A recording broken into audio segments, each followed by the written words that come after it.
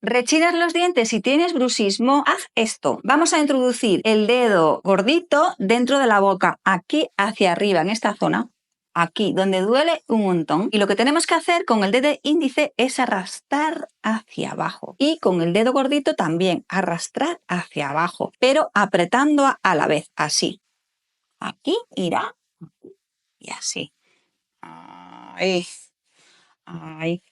Lo hacemos en un ladito y después repetimos en el otro lado. Esto más o menos 5 minutos al día y todos los días. Vas a notar una ligereza de la musculatura de tu cara y te va a aliviar muchísimo el bruxismo. Si quieres saber más sobre el bruxismo, vete al enlace que está en mi perfil.